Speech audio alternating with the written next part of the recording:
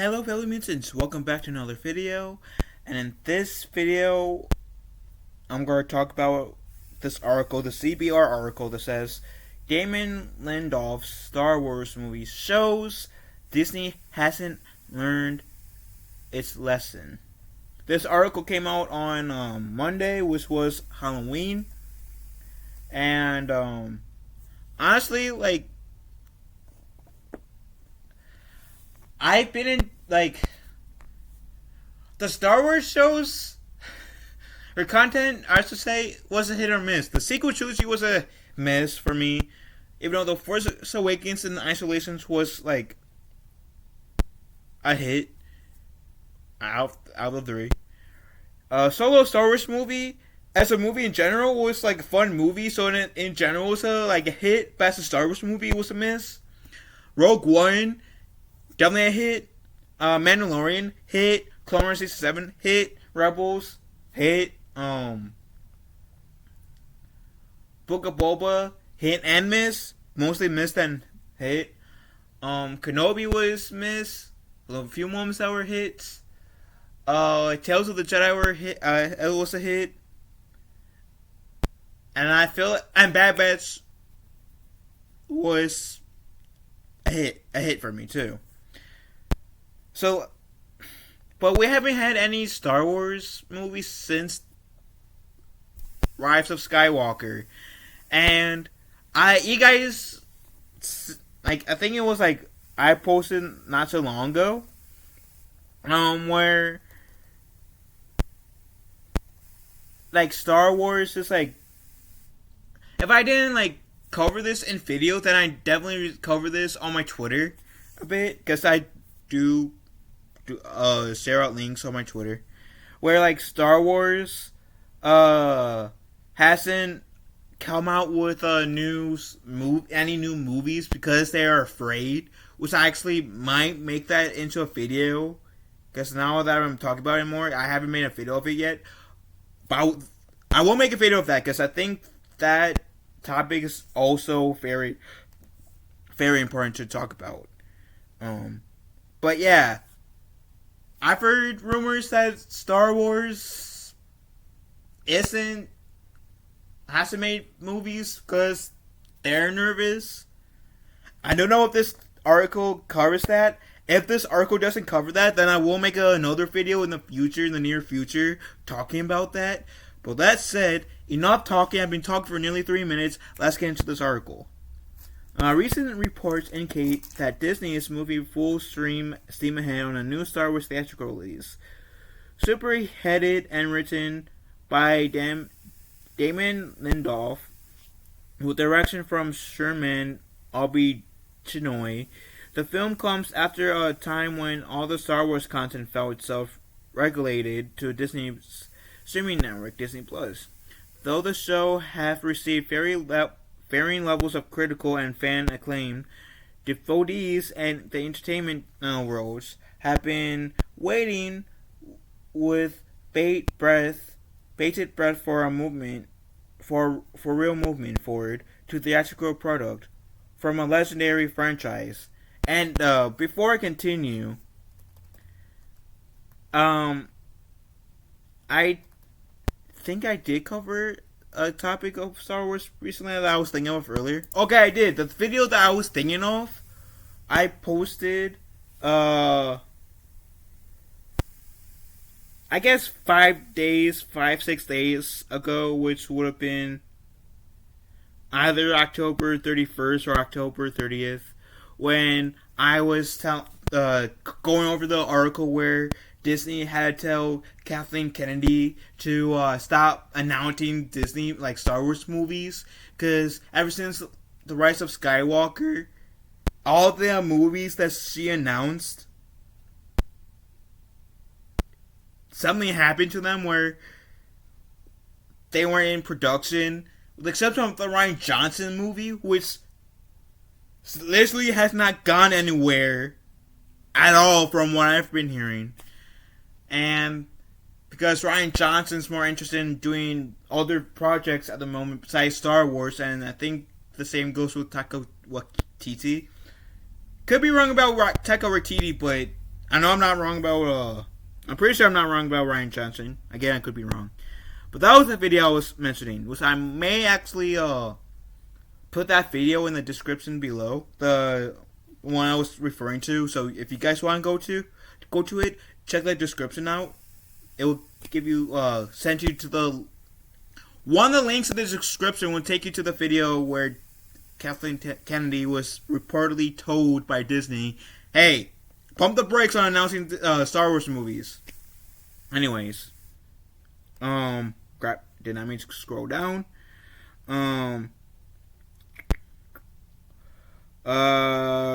Several projects have been announced and quickly tossed on the back burner, which is why I mentioned. Most notably be a proposed trilogy from Star Wars Episode 8, The Last Jedi director Ryan Johnson, but Lindelof's movie is the first to see the true momentum building. Along with confirmation that the next Star Wars entry's guiding hands tantalizing hints about the film have come back to light. Prime among these is the revelation that the upcoming adventure will likely feature characters from the recent 2010 Star Wars trilogy. Oh, okay. I had to like play it back in my head to when like The Force Awakens came out, and it did. The Force Awakens came out in 2015. I forgot, and then Last Jedi came out like what 2017. Yeah, and then Last Jedi came out in 2019. I forgot. Brain fart. Okay, sorry for the awkward pause. So, the 2010 Star Wars trilogy saw its first and final entries handled by long-term Lindelof collaborator J.J. Abrams. No word has leaked in regards to which characters might appear or in what capacity, but the suggestion alone proves that Disney has yet to learn the lesson of proper handling of Star Wars moving forward. Disney, and the next part we're going to go into, Disney has yet to step away from the original Star Wars films. Disney has proved reticent time and time again to explore corners of the Star Wars universe hitherto untouched. The 2000, and don't worry, I will have this article in the comment section down below. So if you guys want to read this without me butchering any words or people's names, you guys can. The 2010 trilogy. I don't know what they say 2010s. Wouldn't it be 2015's trilogy? I feel like would be more accurate. Anyway, the sequel trilogy featured a bevy of legacy characters and carried on the fundamental narrative elements of the previous 6 chapters.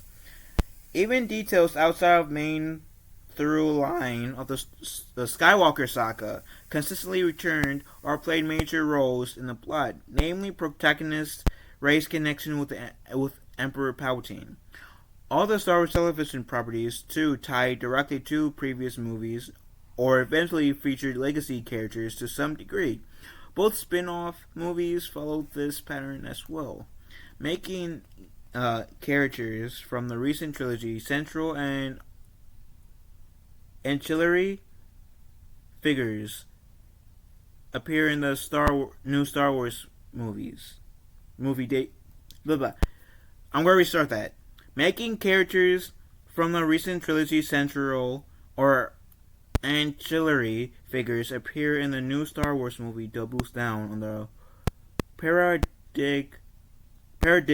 extending the legacy character umbrella to one less than a decade old. Disney cannot seem to muster the courage to fabricate a narrative whole cloth without having it connect tangentially to the supposed concluded Skywalker saga. The end of Star Wars to this point main narrative should, in theory, allow for complete freedom in crafting whatever comes next. But the creatives at Disney can't stand the risk there's no real chance of any new compelling stories coming from Star Wars universe again. And to a certain extent, I have to agree with them about that, because, like, I would love to see new stories not centered around the prequel or original trilogy era. I know some people is kind of mentally over the sequel trilogy era, and I'm okay with that. Like, it doesn't even have to be in the sequel trilogy era. It could be beyond the sequel trilogy era, post Episode 9. It doesn't even have to have any of the sequel trilogy characters in it. I mean, it seems like, even though I haven't read any of the books, the High Republic is doing pretty decent.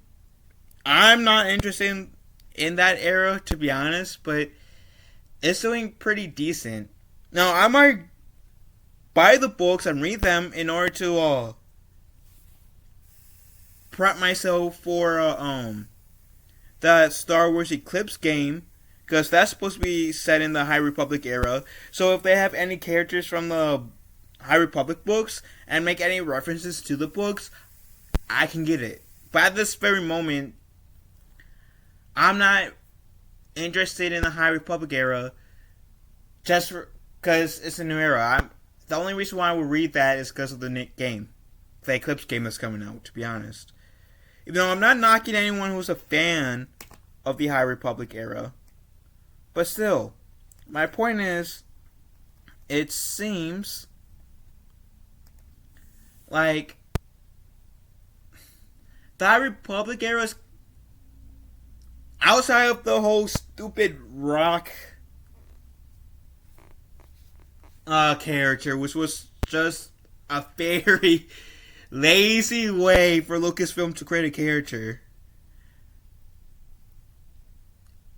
It's doing alright from what, like, the High Republic era was, like, for fans' feedback, it's doing alright. Now, it's not like Mandalorian level, but it's doing alright. So yeah, I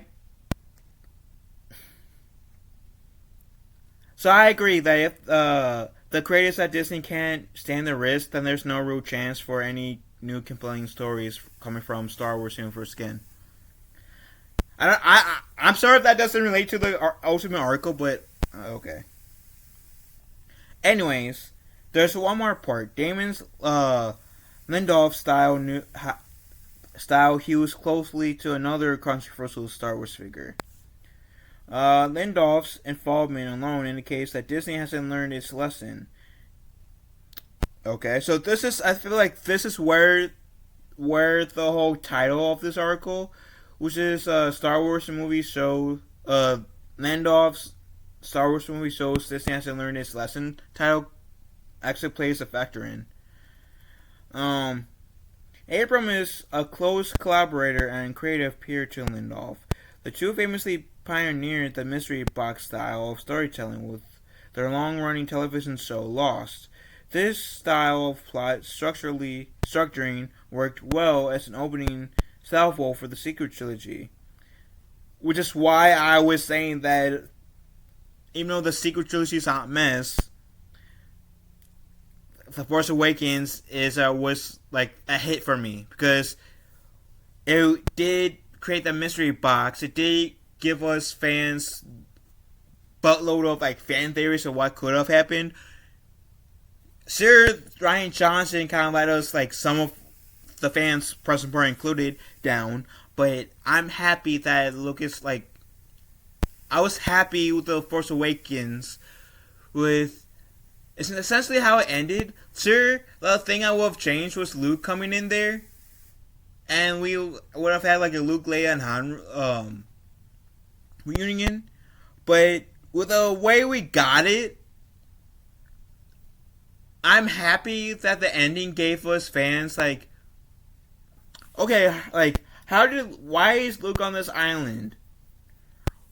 Why, like, what happened exactly between him and Kylo Ren to make Luke go off, to be alone, to make the whole plot of this movie be a thing. Why Luke didn't come in and use the Force in the on Starkiller base, with the screen saber in hand and fighting Kylo, saving Rey and Finn.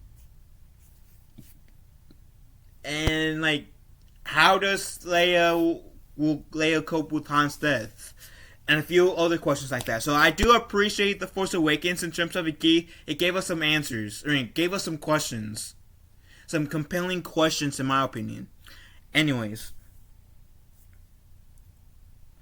So the mystery box question that were asked in Star Wars The Force Awakens sorry.